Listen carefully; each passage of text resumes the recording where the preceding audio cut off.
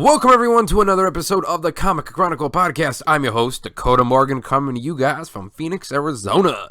And of course, this is a Nerd with Balls production. So, we have Brian Thies on the show today.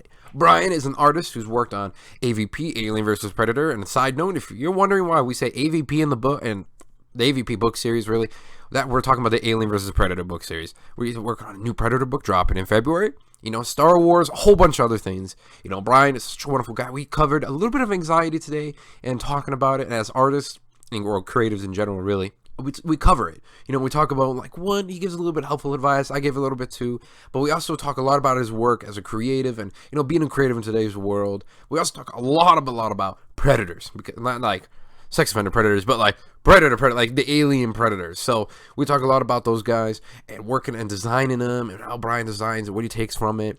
You know, and being a fan of the movies, talk a little about the movies, talk a lot of the stuff. So hopefully you guys enjoy this Predator-filled episode. And of course, you guys want to subscribe on iTunes, Spotify, Stitcher, and comicchronicle.podbean.com for more episodes, new episodes really, every Monday too. So you guys can always catch those every new Monday. As well, too, folks, what I definitely want to say is use hashtag the Comic Chronicle podcast or hashtag Comic Chronicle. If you guys use that hashtag, we know maybe get a shout out on one or two, help promote the show a little bit. We have high numbers. We want to make them higher. We want to give a lot of the big good things you guys get from the show. We want to share that some more, too. You know, the creativity and the behind the scenes of comics. From one comic guy giving you guys, well, a comic book writer giving you guys a whole bunch more. Thanks for tuning in this episode. I'm going to quit my rambling, and now we're going to tune into my talk with Brian. We are recording because I do the intro later. Welcome to the show, Brian. How you doing, man? Good. How are you? Not too shabby, not too shabby. Like, as we talked in the pre-show, well, before the recording, a little bit on the weird side because of things, because of books and whatnot. But, Brian, I gotta say is that you probably have been working a lot recently because it seems like you're always working on a project of some kind, to say the least. This is true. Yeah. Work is good. I'm not complaining. Yeah.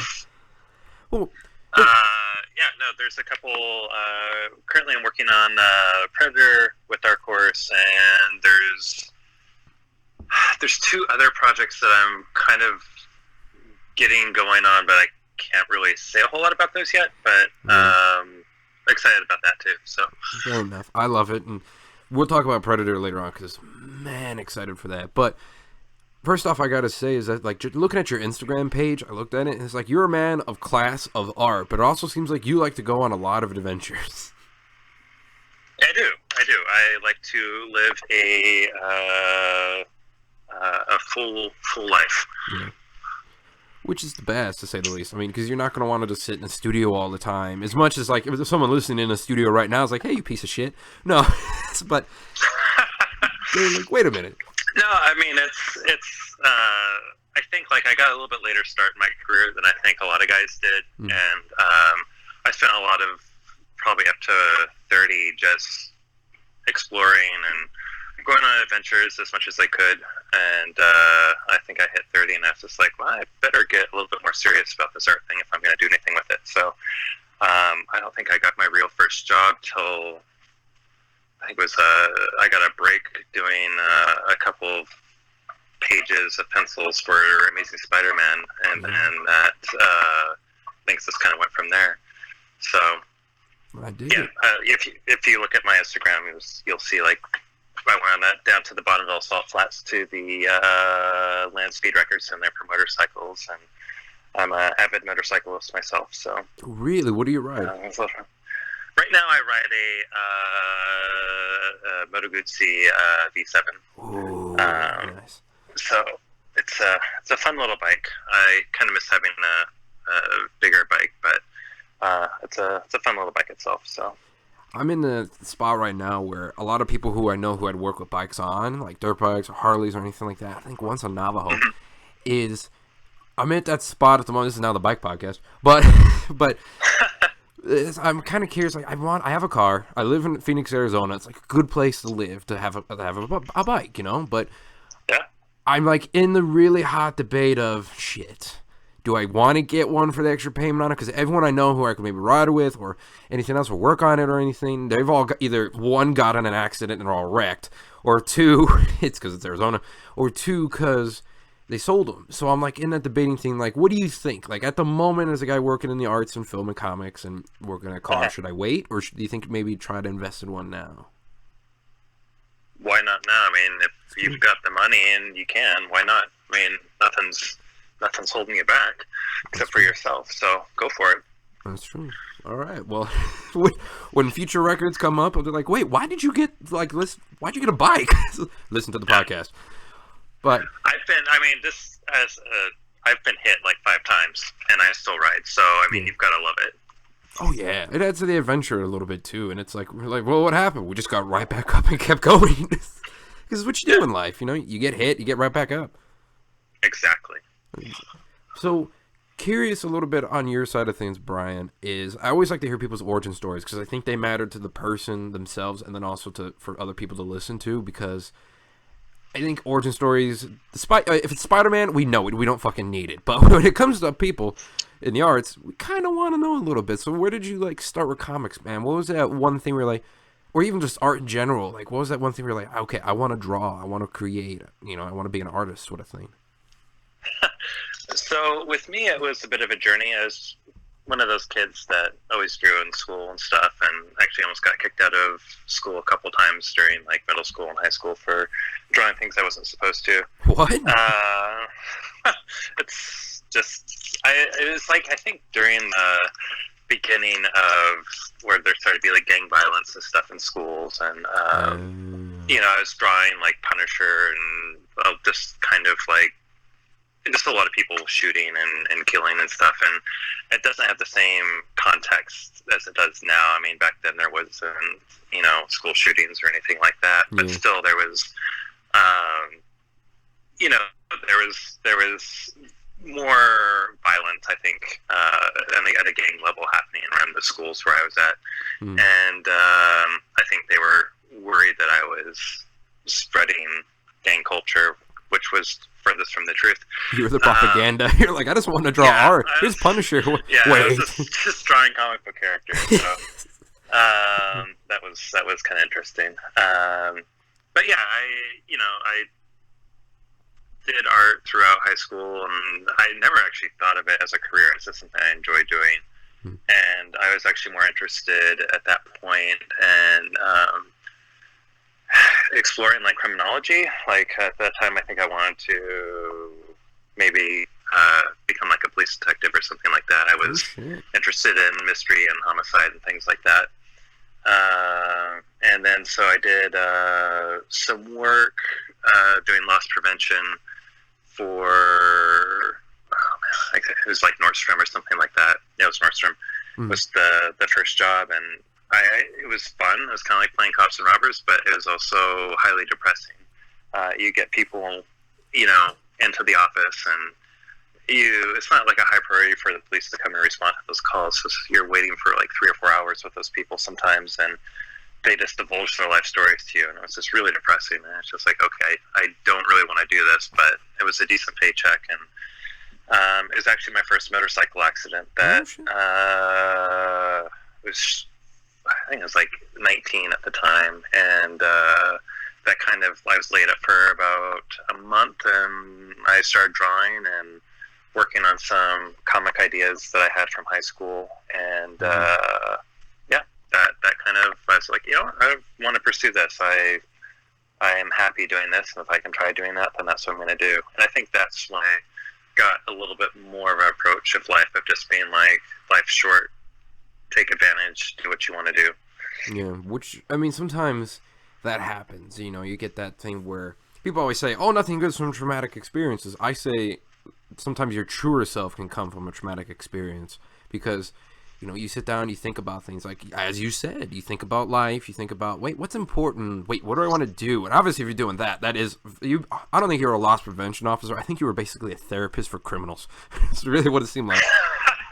Yeah, it's not a, I mean, it's for a lot of guys, it's a stepping stone to going into like police force or something like that. Or some guys just do it part-time for whatever. But yeah, that's, glad to have left that behind. Oh, yeah. Well, I honestly got to say, I heard recently an interview with Norman Reedus, who loved writing too, and he became an artist with like sculptures, like art, like not really comics, but like art, like, painting, sculpture work, stuff like that. And he started doing that when it's very similar to say the least here. So who knows, maybe he'll end up on The Walking Dead or something like that.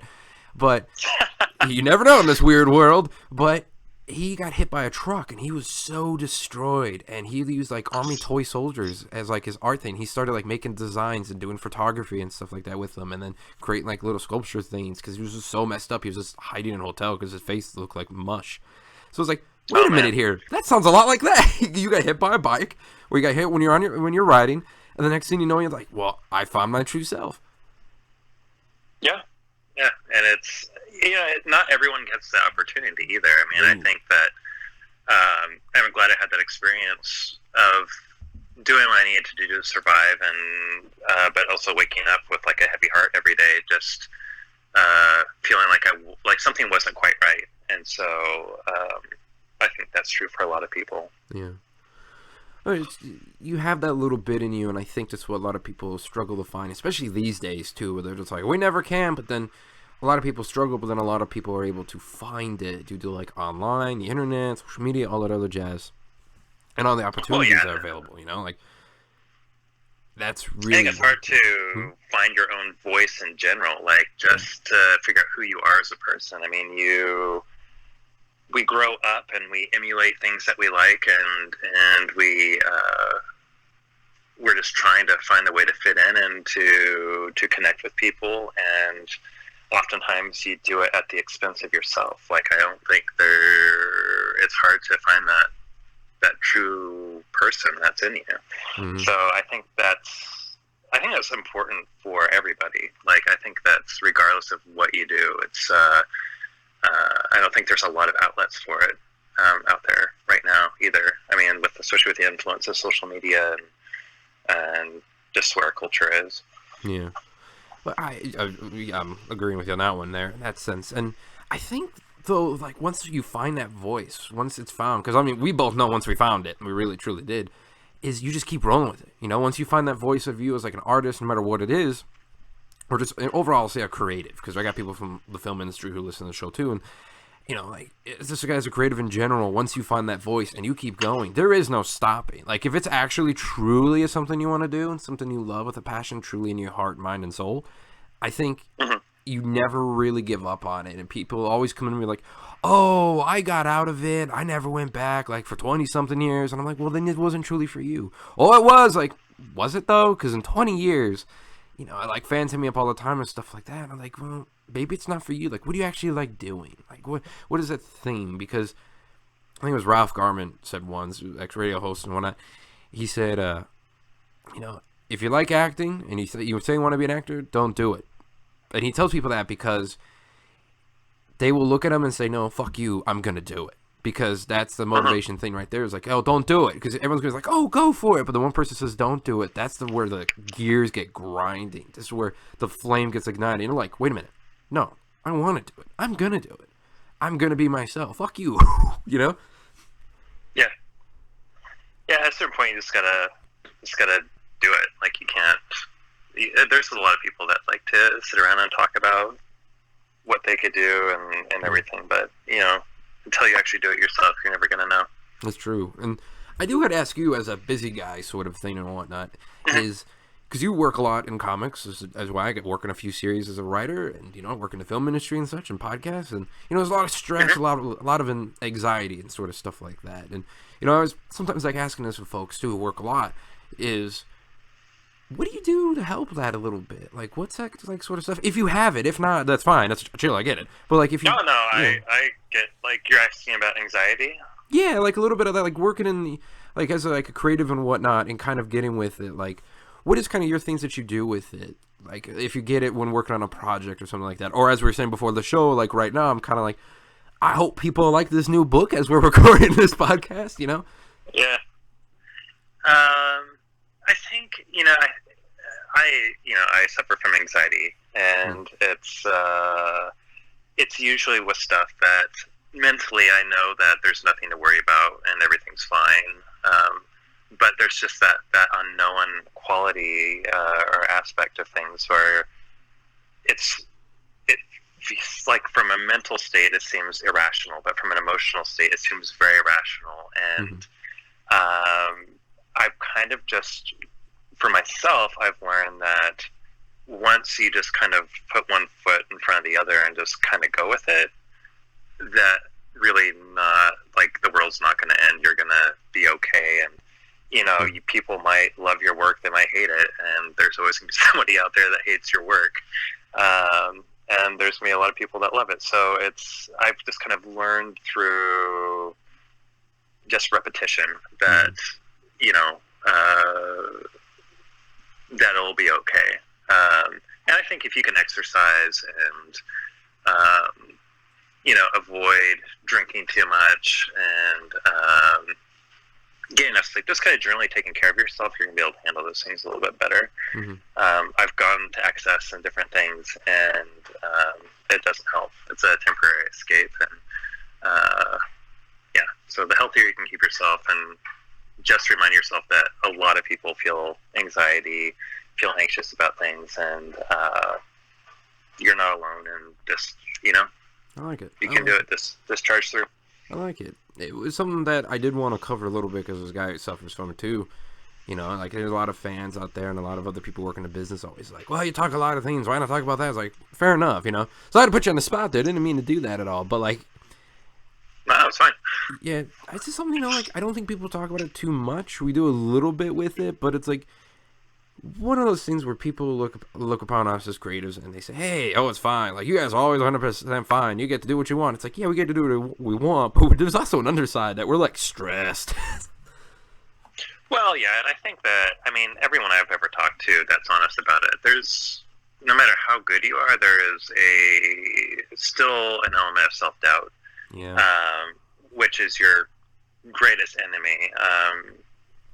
But it's just, you know, we all want to put out the best thing that we possibly can, and I think that your vision and like what you can physically do is never as good as what it mentally is, and I think that is a hard thing to kind of come to terms with. And, you know, it's hard not to, you know, you're not really supposed to compare yourself to other people, but it's hard not to. I mean, it's good to be inspired, but it's hard to not, like, look at that and be like, oh, I suck. Like, I can't, you know, why should I even try when this guy's or this woman is doing this thing that's so great? Like, I'm not even ever get close to that. The self-doubt. And the self-doubt. Yeah. But the thing is, it's like, that's like, I can almost guarantee you they went through some similar thought process, and some people aren't ever going to reveal that. But, you know, it's that determination and just like sticking with it. And it's like, you know what? It's like, I don't need to be them, but I need to be the best that I can be. And that's what's important. And I think that once you realize that and the confidence grows within yourself, then you're going to excel in ways that you didn't even realize. I love it. I love it. It's true. Oh God, it's true. So right there, Brian, you just helped out so many listeners of ours just with that. It's like therapy. The therapy, I mean, obviously, huh? Oh, no, go ahead. No, I was going to say, like, obviously being a therapist from your old job really came in handy. Yeah. Oh, man. At least I don't have to write a 4-page police report. Oh, God. See, a little fun fact is, like, you know, I got my day job, obviously working in the arts. I got to have a day job in Arizona because this is how nature of the beast is sometimes, no matter where you go. And I have a day job where, you know, incidents happen. We get, like, at a zoo, basically. I'm not going to say which zoo to avoid fans following me yet again. But, which has happened, believe it or not. And so, when incidents happen there, we got to fill out all those police reports. Oh, my God, it's just annoying. Like, it's one of those things where you look upon it and they're like, oh, it's fine. Like, you helped out. It's like, yeah, but let me tell you. It's like filling out a form and you're going to go to court or something like that. It's like, I don't want to do this. I just want to go home. You know? Man. Yeah, no, they're no fun. No. And getting to the, like, you know, a little bit of lighter side of things here, I really wanted to ask, man, what is it like? Because are you a fan of Aliens or Predator or anything like that? Because you seem to be doing a little bit of work on the franchise a little bit. So I was kind of curious. Were you a fan before? No, yeah, I'm a fan of both. I'm probably more of a fan of Predator. I remember seeing the movie when I wasn't supposed to, when I was probably like 8 or 9, and As we all have. and I was just like, it just really captured. There was something about that first film where they just did it right, and I think that they've been trying to do it right ever since, and it's a hard, it's kind of its own standalone thing, but if you can try to capture some of that and the comic stories or whatever, I try to at least visually do that in the books I work on. So, and with this new series, I'm pretty excited about where it's going. So, hey folks, Dakota here with a little bit of an ad break for you guys today. Do you guys like reading comics? Obviously, if you listen to the show, you do. What the fuck am I talking about? Then you guys, if you're in Arizona, which a good majority of the fan base is, shout out to the ones in Canada though, you guys can go to Drawn to Comics in Glendale, Arizona, located at 5801 West Glendale Avenue in Glendale, Arizona. I gotta say, folks, I've been going here for a long time now. I've been to a few different comic book stores in Arizona in my 6 years of living here so far, and this may change due to the recording nature, but whatever. So, I love going to Drawn to Comics. I really do. Ken, who runs it, is an amazing fucking laid-back dude. He's a wonderful guy. He's been on the show, ladies and gentlemen, before. And it's a really fun place to pick up the book. So Drawn to Comics in Glendale, Arizona. Get yourself a box, Go in, maybe just check it out. It's a fun place to escape into. All the workers there are fucking wonderful folks. They really are. It's just like family at this point, at least for me. And it's a fun world to go into. There's collectibles there. There's toys. There's comics. And you just get your box and reserve some books and whatnot. We've had people on the show who've written and drawn comics, Go in and pick up their work, folks. Jesus Christ. It ain't that difficult. So go to Drawn the Comics in Glendale, Arizona, folks. You guys can check them out also on Twitter, Instagram, and Facebook. Thanks, everyone. Now back to the show. So it's a little bit of you get to work on your childhood, to say the least. Well, I mean, that's kind of working in comics in general. I mean, if you're lucky enough to work on titles of characters that you've liked growing up, then you're extra lucky. I mean, not everyone gets that chance, but I've been very fortunate so far in my career to be able to do that. So, well, what is it, like? That's just one thing that I think it automatically just speaks to people when you're like, oh, like you just say, people like, oh, what are you working on? Like Predator, and they're like, oh my god, this guy's hardcore. He must be doing really good in his career, or like, oh my god, that's amazing, because everyone knows it. It's one of those things where you're like, it's not like a series. People are like, oh, who's Nightwing? Oh, who's this character? It's like, no, Predator. Everyone automatically knows, at least over the age of 10. Yeah, no, it's an advantage of working on a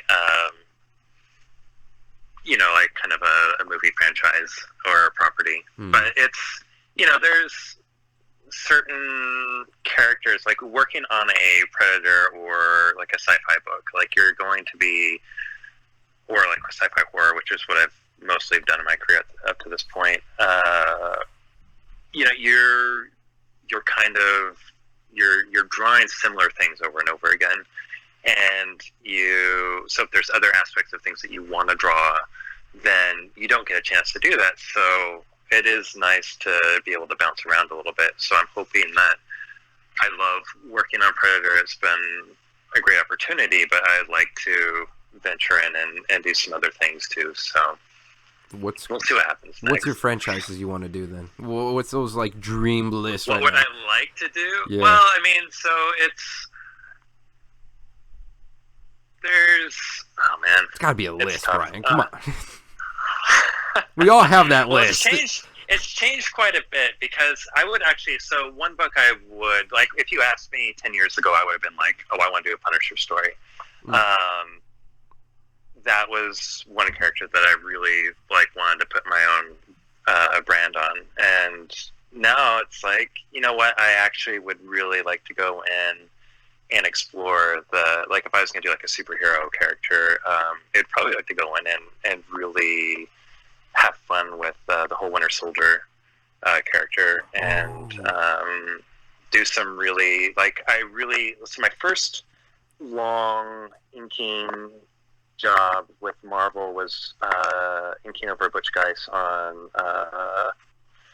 the Winter Soldier with Ed Brubaker writing, and I really enjoyed the whole spy, aspect of how it's just like cloak and dagger type stuff, and I really like that aspect of the character, and I think it'd be fun to go back and explore that a little bit more. It's weird just seeing him in space and doing things that aren't very Winter Soldier-y, and I'm just kind of like, that's cool, but that's just not what I would want to see as a fan. So, well, I mean, he's got a TV show coming up, so you never know. He does. You never know. But there's, I grew up with liking.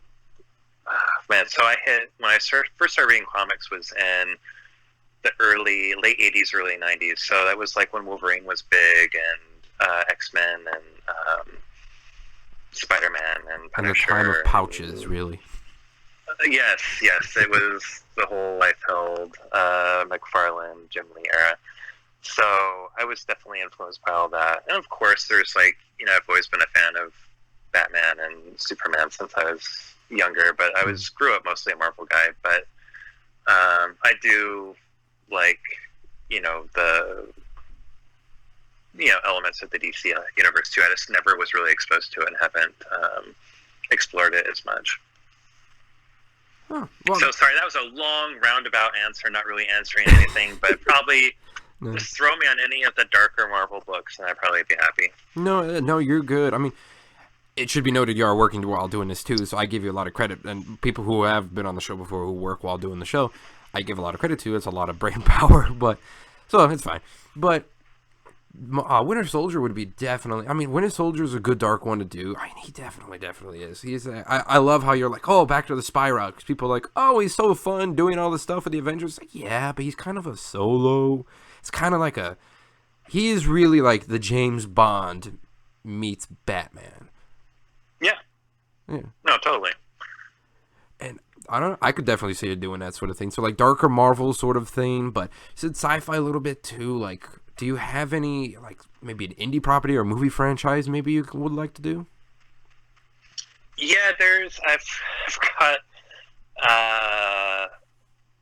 there's some stuff that I really can't talk about, but there's some stuff that I'm talking to a publisher about, which I'd be writing and drawing, and that's, I think, kind of where I would like to see my career go in the next 5 to 10 years is primarily writing and drawing my own stuff.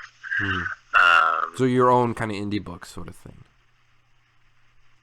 Yeah, I guess. Yeah, like when you say indie, it makes me think of like Scott Pilgrim, but just not that hardcore. Not like that, but yeah, kind of like my own indie stuff. But I would definitely like to dabble in some Marvel DC land a bit and have fun there. Like, I mean, I don't know what comic book person working professionally would not want to do that a little bit. Yeah.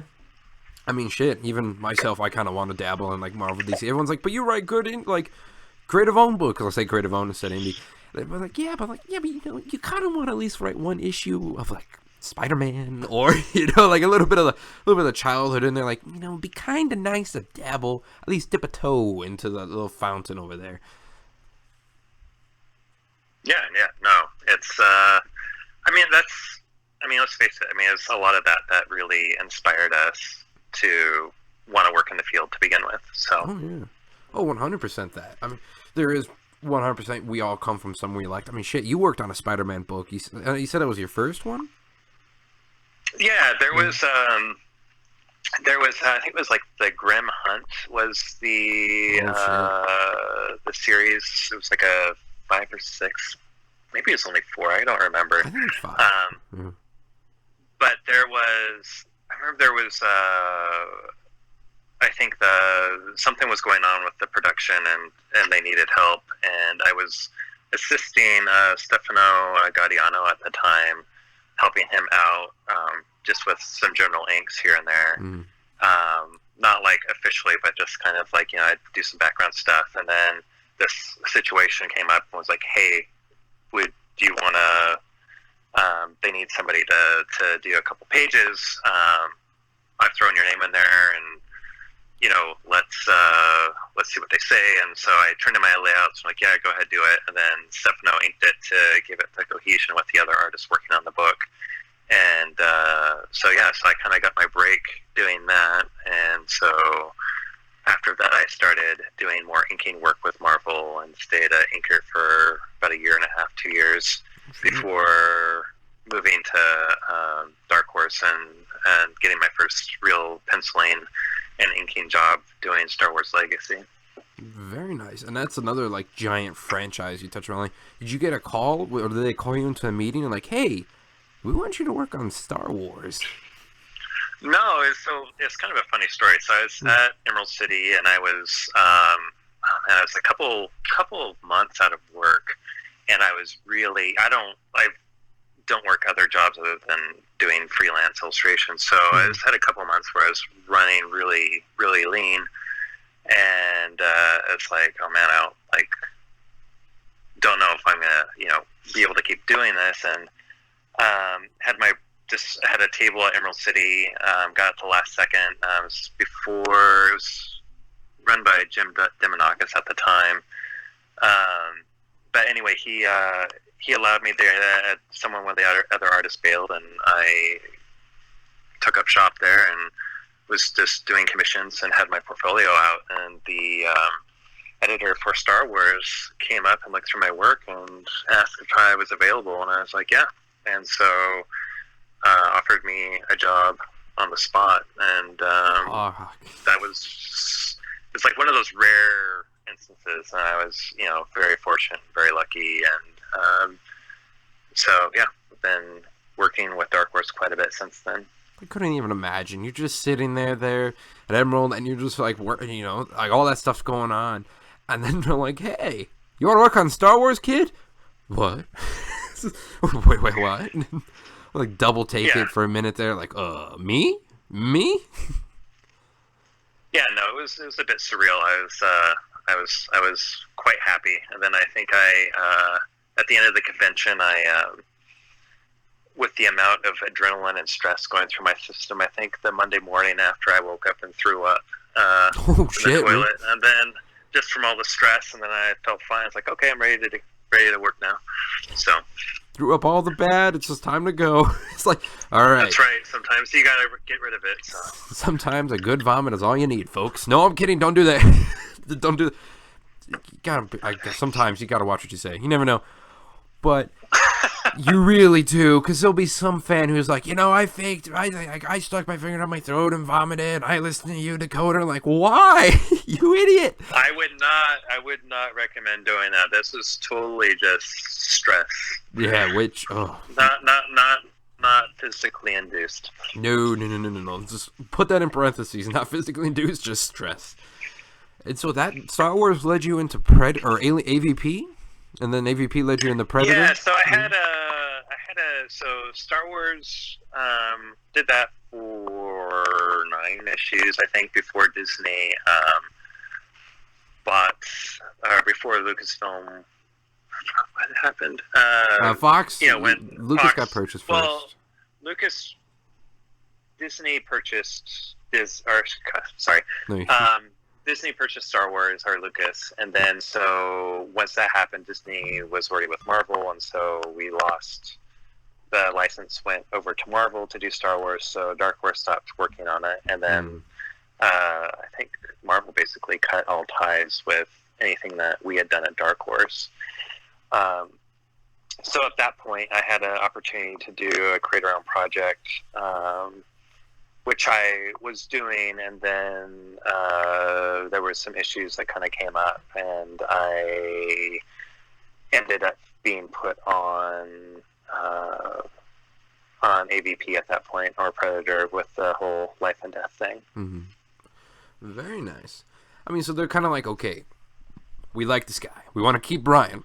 What can we do? And you're like, I just got done working on Star Wars, man. That's some bit of childhood right there. Like, hey, Brian, how do you want to do on Predator? What? It's like, it's surreal. Yeah, no, like I said, I've been very fortunate. Yeah, I mean, that's just like the luck in there. Like, what deity did you pray to? Brian would be like, I want to be able to do my childhood, basically. And it's like, oh, Predator, you witnessed that as a kid. Here you go. And it's Star Wars, here you go. Oh, man. Now, I'm curious because everyone has their own little design and they're kind of like favorite one. Do you have a favorite? Maybe it's one you've done. What's your favorite Predator design? Oh, Predator design? Yeah. Oh, man. It's probably the one that I'm doing right now. You cheapskating man. I mean, it's just because I'm drawing it right now, and it's I was lucky enough on the last series to create a couple of new Predators, and they turned one of them into a Nika did a toy based off of it. Did you get any of those? Yeah, I have one. Okay, it's the Hornhead Predator. Whoa. And so it's the first Predator with horns sticking out of his head, and kind of loosely based his costume off of like a samurai armor type inspired design, and gave him a big sword. And so I had fun with that one. But with this one, it's a little bit more beefy, monstrous. I don't know. It feels just really mean, and I really have enjoyed being having the opportunity to design another new Predator, and then also just to kind of have a lot of fun with it. So, yeah, so that's probably it. I mean, if I'm going to be honest, I've loved the first design. It's so iconic that I will always love that, and I always reference that one. So, yeah. I dig it. Mine on my side is, I mean, those are really cool. I mean, it helps that you were able to work in there, to be honest, like, and make your own Predator designs. And I made a toy made of it. But my top two, I think AVPR had a good Predator design in there. It was really hardcore, messed up helmet and stuff like that. And I know no one ever likes to talk about AVPR, but still. Yeah. Hey. But, and another one, it got released for the Predator toy line recently. And I don't know, it struck a chord, maybe because ex-military and stuff like that. Maybe it's why. But it's like the Emissary Predator toy. Have you seen it? I have not. I think NECA does it. It's a toy. It's basically a combat. It's basically almost what you'd expect, like his Emissary and stuff. I don't know if it's been in anything as of yet, but it's like if you gave a Predator like human tech and kind of mixed it with Predator stuff, and he's got digital camo and things like that. It's, for listeners at home, well, look it up. I cannot give it justice by the description. It's an amazing, I think, 12-inch figure or 6-inch by NECA, I believe. Okay, yeah. Oh, are you looking it up right now? Oh, yeah, I'm looking it up right now, Yeah. Fair enough. It's a really cool, I got to get one for myself. I really do, because it's awesome. And yeah, that one? Yep. Is it in anything? Like, you're the guy who works in Predator comics right now. Has it been in a comic, or has it been in anything, or is it just one of those toy designs? It's like it probably has been in something, but it's kind of like, so when I get working on a project, I don't have time to really read a lot of other things or to explore a lot, so I kind of get a little bit of tunnel vision on whatever I'm working on. So I do follow a few things, but I don't. What is this from, though? That's why I'm curious. Like, what storyline is it from? Because I want to read it. Immediately want to read this thing. But I get that. Whenever I like to take a day off when I'm doing script writing for films or comics, it's like, well, where's Dakota? He turned off his phone. If it's on, he's just listening to music, and you're gonna go to voicemail. It's like, turn everything off, put on some music, and get to work, sort of thing. Like, all right, the creative mode is on. It's just, I'm not going to be Jack Nicholson from The Shining if you disrupt me, but I'm not going to be kind of happy. Yeah. It looks like it was cut from the 2018 film, so it was supposed to be in there, but didn't show up. Oh, God damn it. What'd you think of that movie, by the way? Because as a Predator fan myself, I love Aliens too, but I love the Predator film. You loved this last one? Yeah, I loved it a lot. Like, okay, there was a couple things I was like, on, and based on that reaction to you, I don't think you liked it, did you? I didn't. No! Why? Like, I liked it a lot as a Predator movie. I wouldn't say, I take it back. I wouldn't say I loved it, but I liked it a lot. But it wasn't my favorite. It wasn't my favorite. Predator, the first one, still my favorite. But what were the things that you didn't like about it? The overall plot. Well, just stab it right in the heart at first, why don't you? The acting was horrible. Yeah. It was like, honestly, it's like everyone, like, I think with Shane Black being back on it and the amount of, like, I think there was a lot of excitement about that, and I was genuinely excited. Yeah. And then I think after I saw the first trailer, I started to feel pretty doubtful. And then with the amount of reshoots and studio oversight and everything, it's just, I think that, you know, anytime you get too much oversight or too much control over any artist, it's going to suffer. And I think that this particular film suffered quite a bit. I mean, there was elements that I liked, but in all honesty, I mean, it was just, and I liked some of the actors that were in there too, and I was just like, man, like, this is just sad. Like, it was like, it didn't know what it wanted to be. It was a comedy, but it was a Predator film, but it was still a comedy. It kind of felt like a parody of itself. Like, it didn't know what the hell it wanted to be. Yeah. So I think in that sense, you know, it failed. That's just my opinion. I'm glad you enjoyed it. I mean, it's I'm expecting the quote to come in like, everyone's entitled to their opinion. It may be shit, but everyone's entitled to their opinion. Well, I mean, this is the thing. It's like, that's where I go back. People are always going to love something and people are going to hate something. Yeah. And it's like, I don't necessarily hate it, but it's just, I think it's a missed opportunity. It's true. Okay, I agree with you in that sense, because was it technically a Predator movie? No. And I rewatched it again the other day for Halloween. And I was like, it was on HBO, so I was like, fuck it, why not? I'll put it on. So I rewatched it again. I haven't seen it since theaters. And we rewatched it again. I'm like, okay, I think I figured it out. Because I'm a giant, like, sci-fi monster horror fan, but, like, even the campy stuff, like, you give me, like, I'll even watch, like, the older Godzilla Criterion. Like... Oh, yeah. No, that stuff's great. I mean, if something is what it is, it's fine. But when you're taking, you know, like, the whole, like... I felt like the AVP movie itself had a lot of potential too. Yes, especially after the comics. In a weird, like, I like the pyramid aspect, but how they executed and just the direction was just, I don't know. Like, I feel like there's a lot of, I keep saying this, but just missed opportunities. Like, it's just not what I'd want to see. Like, I think I like the second Predator film too. I thought that was like a little bit more in line with what I would think of as a Predator film, and I hope it's just not because I saw them when I was younger, which might be the case. I don't know, but you know, I don't know.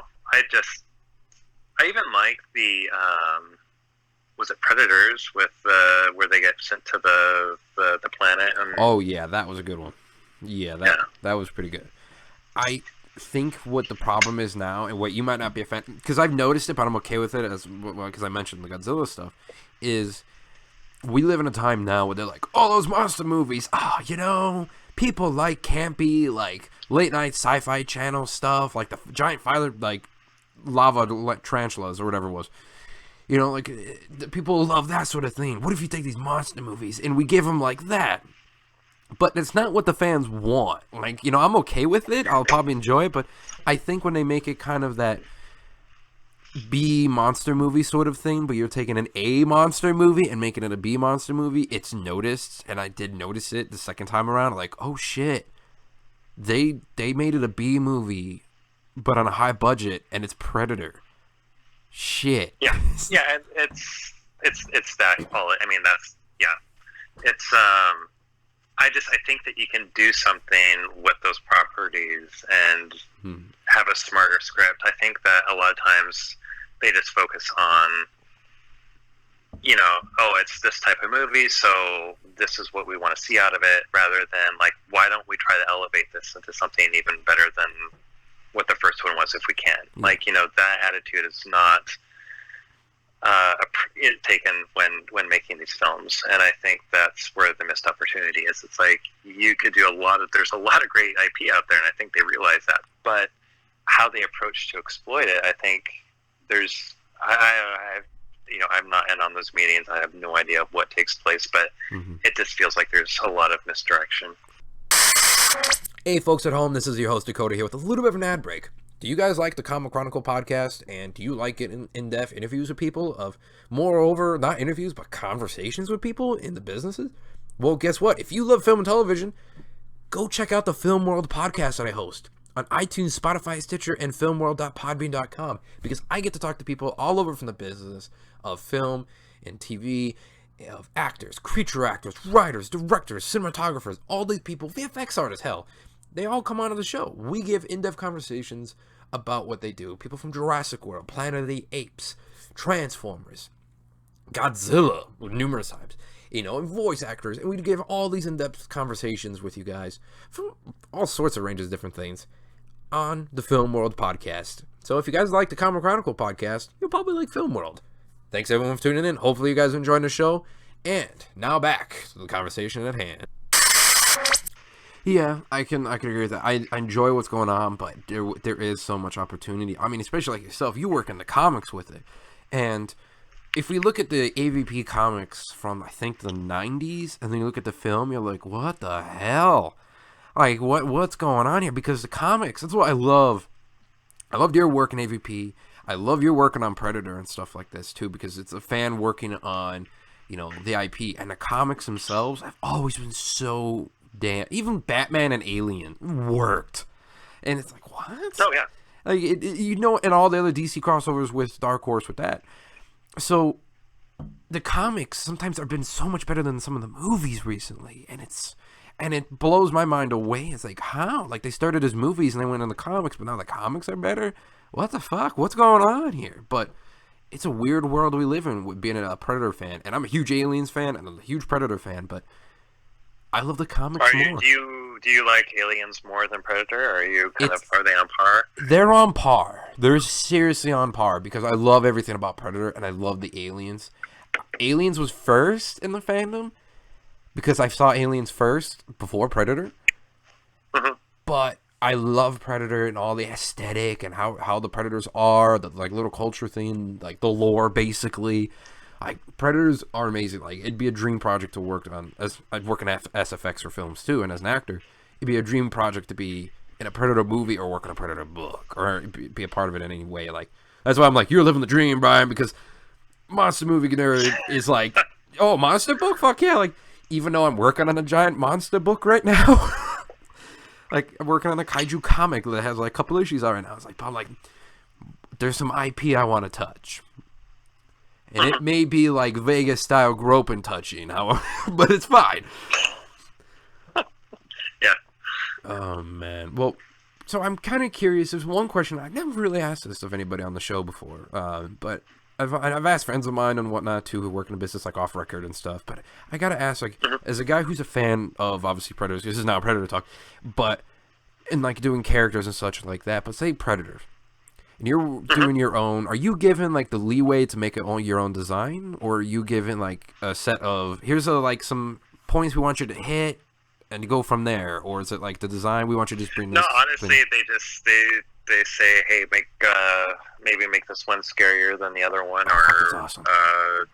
But it's I'll do a bunch of. I usually start with like the Predators. I'll just do a bunch of helmet designs and send them, like 6 or 8 or something like that for them to kind of narrow it down, and then it's like process elimination. It's like, well, we like this aspect of this, but maybe if you add this in. So I like to draw stuff that I want to draw, but then give them kind of a scope of like, well, we like this aspect, but yeah, put this and this together, and then so I come up with another revision and send that to them. And that usually, from that point, usually gets locked down to what direction we're going to go. So, and then from there, I just build the rest of it, and I turn that in, and I haven't had to do any revisions on that stuff. So,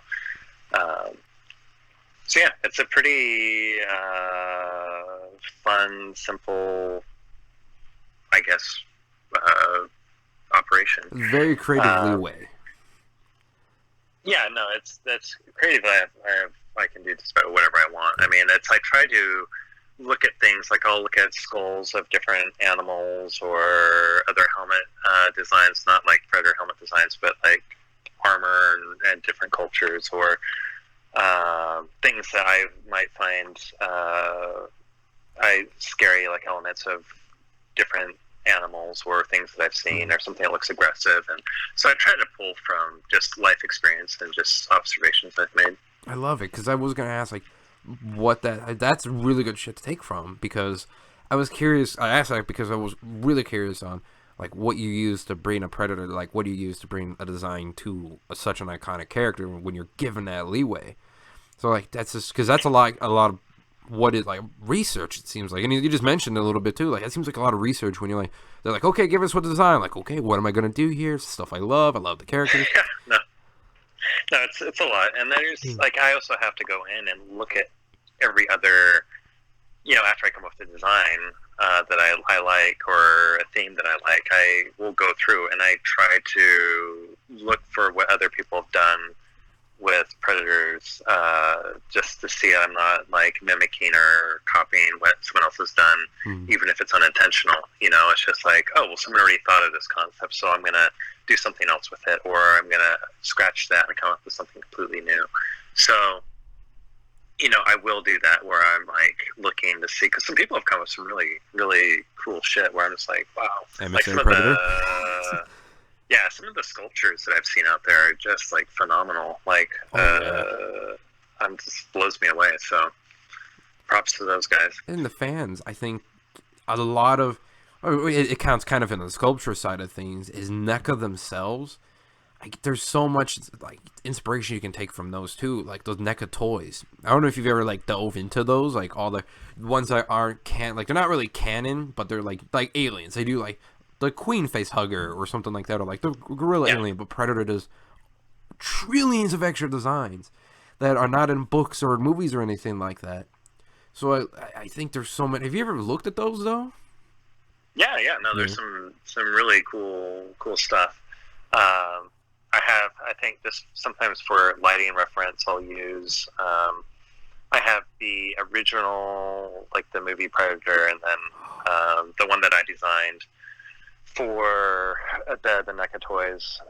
And I'll just, like, sometimes if I want to see how, light will reflect, or shadows will be cast, or things like that, then I'll just pull those out and kind of use them as a reference tool. Very nice. Do you do that often, or no? Or is it one of those, like, kind of special occasions sort of things? It's no, I mean, if I need to use it, then I will, or if not, then I don't. But it just kind of depends on the scene. Like, if it's whatever I'm drawing, whatever panel the panel needs to see, then I'll use reference. But very nice. I think now I'm trying to. I was really earlier on in my career really heavily influenced by photo reference, including that in my work, and now I'm much more interested in. Having my own interpretation of, not like changing it, but not like necessarily just like dropping in a photo in the background and doing something with it, I'd rather see, and also in characters' faces, this more character, it's a comic book, so I feel like you should really use the art form to its maximum advantage, and that's not necessarily doing photorealistic art in comics. Like, I think when I first got into comics, I was more drawn to that. And now I'm much more, I think, drawn into people that can convey mood and emotion and things like that through, I don't want to say cartoony, but more comic book, with quotations around it style to it, Dang it, I love it.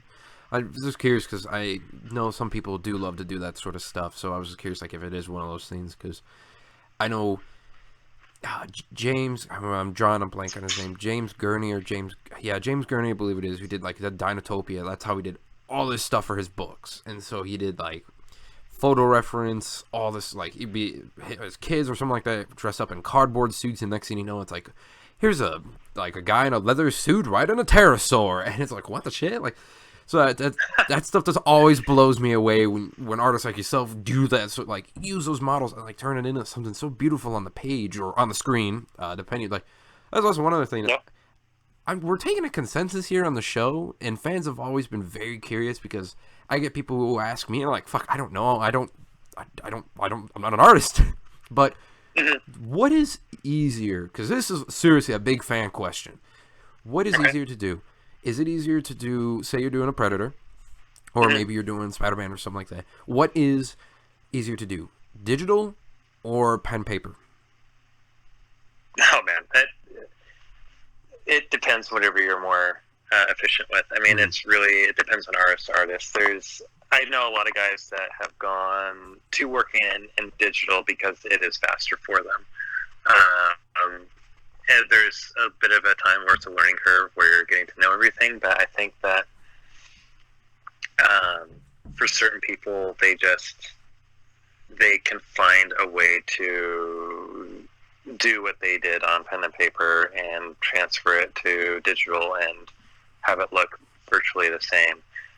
For me personally, I still, I have this antique, but I barely ever use it. It's I studied as a fine artist and was actually going to be a painter. That's where my career was going to go, and I had a gallery in San Francisco. Like, I went to school down there and was doing well. I was making fairly decent money, but it was that same thing where I enjoyed it, but I wasn't super happy, and I was just well, I need to tell stories. I need to work in comics, so that brought me back up to where I live now in Seattle, and just started, pursuing that avenue. But I've always I still enjoy painting and just having that personal textile feel of the paper and ink and white out and everything else. And that's just part of the process for me. It's I know how something's going to turn out just with the tools that I'm using. And I'm sure that I get there if I went digitally, but I hate staring at computer screens. So fair enough. It's not something I'll probably do anytime soon. I love it. You're a man of class, Brian, to say the least. You're a man of class. But, I mean, it makes sense because it's what you're trained to do, and it's the true kind of, well, I don't want to say true artist because it's going to offend a lot of people, but it's a lot of the artistic kind of side there, a little bit, the classic sort of style. And, don't let that go. I love it with a passion. Now, yeah, and it's like I said, there's no wrong way. I'm amazed at what some guys have done that even have a painterly kind of technique and can transfer to digital. It's just and they can do it. I'm just wow, hats off to you. But like I said, it's a personal thing. So if you're inspiring or you're working in it, I just feel do what works for you. Hit your deadlines. Make people happy. That's it. Those two big things when working in the arts. Make deadlines and make people happy. Otherwise, you're fucked, kid. Now, Brian, we're coming to the end of the show, man.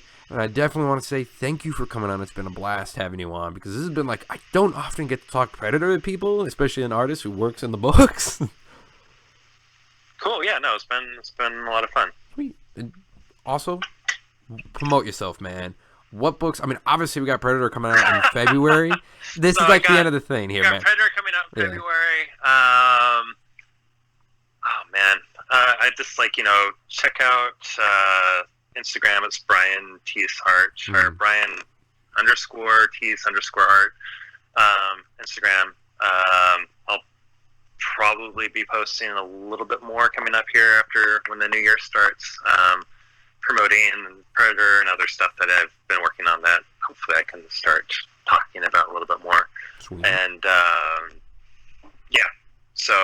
and then I'll be doing some con appearances this coming year, Emerald City, of course, and then probably San Diego, New York, and maybe some other shows. So very nice. Keeping busy, man. Yes, keeping busy. And also, if you want one last thing, originals or commission inquiries can be made at splashpageart.com. That's my art rep, Mark Hay. So get in contact with him if you're interested in anything. Or if you want, you can reach out to me on Instagram, and we'll get you set up.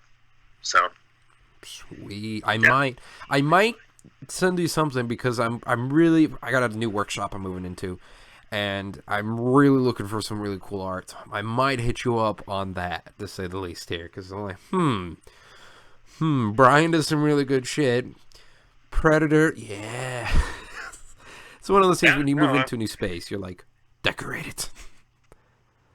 Yeah, and I'm open. So, hit me up. Sweet. Alrighty, man. Now, you said they can find you where on Instagram? I'm just going to double check because it's like your phone number. You know it, but you don't know it. Yeah, it's true. You're like, is it this? And then, like, you look at it and like on a screen or written down, you're like, I don't think that's it. Oh, no. Wait, no, it is. So it's Brian with an I, underscore Thies, it's Thies, underscore art, Instagram. So. Sweet. Well, folks. And then I'm on Twitter too. It's the same thing on Twitter. Love it. Folks at home, go follow Brian, because obviously, if you're listening to the show, obviously you're a nerd, you like comics, but also to stay tuned for the Predator. Do you have a date for that, or is it just February? It's February 5th. It's the first episode, and it'll be coming out on a monthly basis. So I'm actually inking the second episode right now, and then yes. Nice. So I'll probably be wrapping up the artwork on that in March, I'm guessing. March, April, somewhere in there. I dig it. Folks at home, if you want to follow me, at Dakota Morgan 3 on Twitter, or at Dakota_Morgan97 on Instagram. Now, Brian, I can't wait. This may sound like very commercial and whatnot, but I'm not pulling the dick here at all. I'm extremely excited for this book. When they announced it, I was like, wait, who's attached to this? And I saw your name, like, we got to get Brian on the show. That's awesome. No, it's people seem like they're really excited about it, and I'm happy to hear that. So yeah, I'm excited to see what people think. So hopefully you all enjoy it. Awesome, man. Awesome. Now, any final words to the fans at home or in the car, wherever? Buy the book, follow, enjoy yourselves, make the most of life. I don't know. This is my first time really doing this, so. Fair enough. Thank you for being here. Yeah, I love it. I mean, you basically hit it on the point. Is it like, buy the book? Well, yes. Keep me employed. I like eating. Yeah, buy the book. Keep me employed. Oh shit. Right, Marvel, and tell them you want me to draw their new Winter Soldier series. Oh fuck, they come out with it every couple years too. There's a book that lasts for a good year or two, and then it stops, and it comes back like 2 years later. So, I bet your ass you're gonna see a Winter Soldier book. It's either in development or pre-development right now. So, I think after that, there's a few people. Okay, fans who work at Marvel, this is your time to shine. You guys listen to the show. You tell me all the time. Here's your time to shine. Get Brian a job. Oh yes. Shit. Alrighty, well everyone, thanks for tuning in to this episode, and stay classy, comic fans.